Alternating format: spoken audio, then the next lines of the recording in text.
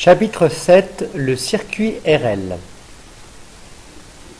Le circuit RL contient un conducteur ohmique de résistance grand R et une bobine d'inductance grand L. Une bobine, c'est un solénoïde, c'est-à-dire un enroulement de fils conducteurs posé sur un support isolant, soit une bobine de résistance petit r et d'inductance grand L. Lorsqu'elle est parcourue par un courant d'intensité petit i quelconque, la tension à ces bornes est UAB égale L fois DI sur DT plus RI. C'est facile à se rappeler, le courant I va de A vers B. Si j'avais la tension UBA, eh bien UBA à ce moment-là serait l'opposé de UAB, c'est-à-dire moins L DI sur DT moins RI. La bobine possède une résistance interne petit r de l'ordre de 10 ohms puisqu'elle est constituée d'un fil conducteur. Les unités, la tension est toujours en volts, le courant en ampères, petit r en ohms, grand L en henry. Établissement du courant dans un circuit RL. Ce circuit correspond donc à une résistance grand R en série avec une bobine d'inductance grand L et de résistance interne petit r.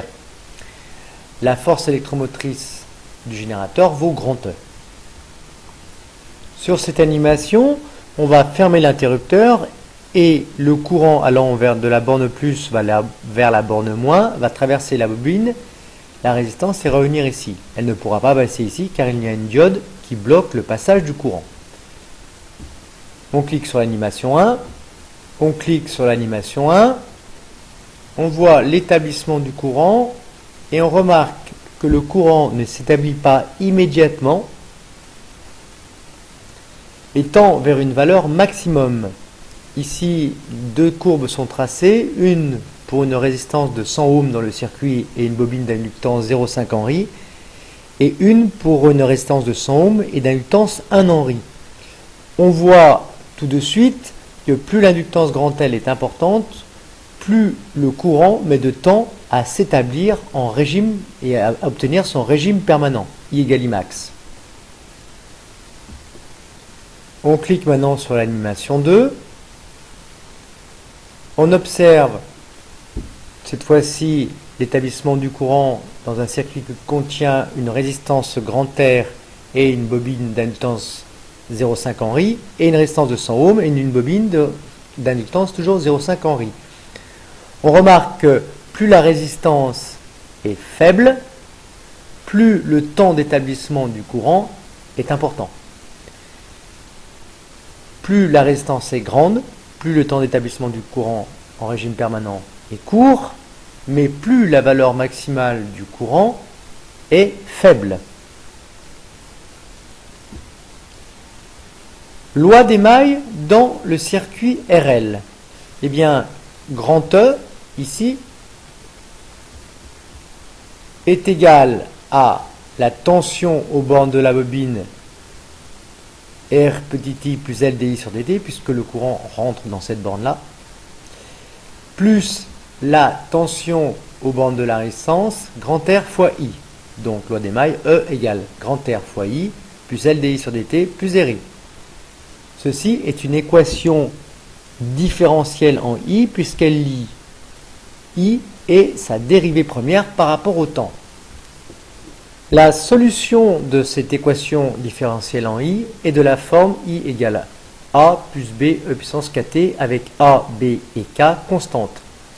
La condition initiale, I égale 0, et la validité de cette expression, quel que soit l'instant t, donne la solution suivante, I égale E sur somme des résistances, facteur de 1 moins E puissance moins T sur taux, avec taux égale L sur grand R plus petit r. Taux, constante de temps d'établissement du courant dans le circuit.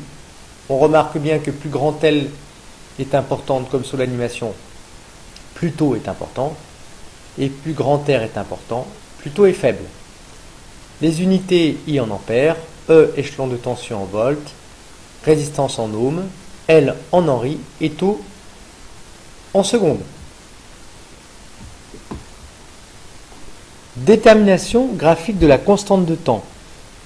De la même manière que pour le circuit RC, pour déterminer graphiquement taux, il suffit de tracer la tangente à la courbe à t égale 0, tangente à la courbe évidemment I de t.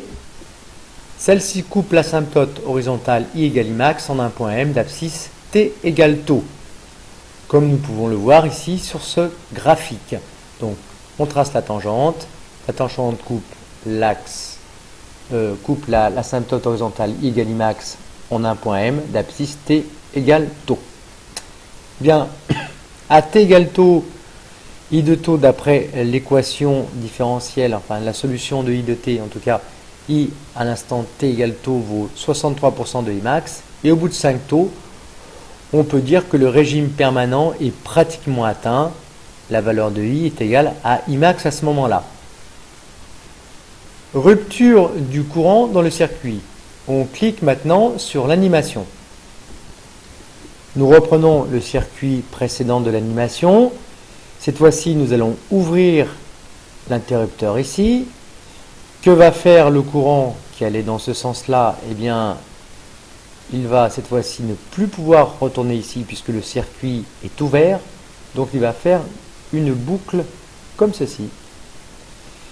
Et on va observer ce qui se passe au niveau de la rupture du courant dans ce circuit RL.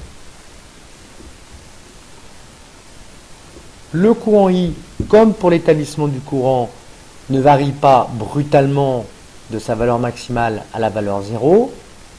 Il retourne à la valeur 0 avec une certaine constante de temps taux. Cette constante de temps taux, comme précédemment, plus l'inductance est grand L et faible, plus la constante de temps taux est petite, plus le régime permanent est atteint rapidement. Et maintenant, en faisant varier la résistance, on voit également que plus la résistance est grande, plus le temps taux d'établissement du régime permanent, I égale 0, régime permanent, est faible. La loi d'Émaille donne LDI sur dt plus RI plus petit RI égale 0, puisqu'il n'y a à ce moment-là plus de générateur dans le circuit. La solution de cette équation différentielle en I est de la forme I égale A E puissance kt avec A et K constantes. Les conditions initiales et la validité de cette expression, quelle que soit T, donnent la solution suivante. I égale grand E sur grand R plus petit r puissance moins T sur taux. En cliquant sur la vidéo, toujours dans l'essentiel à retenir de exovideo.com, vous pourrez voir la démonstration. Les unités I en ampères, E en volts, les résistances en ohms, L en henry, T et taux en secondes. Pour trouver la constante de temps, eh bien tout simplement tracer la tangente à l'origine.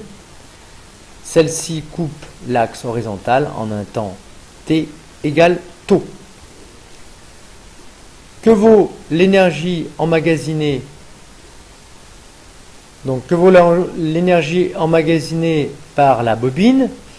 Eh bien, l'énergie magnétique EM emmagasinée par une bobine d'inductance grand L parcourue par un courant d'intensité I est égale à L fois I au carré sur 2. Continuité du courant. L'énergie emmagasinée par la bobine ne peut varier brusquement. Or, l'énergie est une fonction linéaire du carré de l'intensité du courant. Par conséquent, l'intensité du courant dans une bobine est une fonction continue du temps. Il y a continuité du courant dans un circuit contenant une bobine. Par contre, il y a discontinuité de la tension au bord d'une bobine lorsqu'on soumet ce circuit RL à un échelon de tension.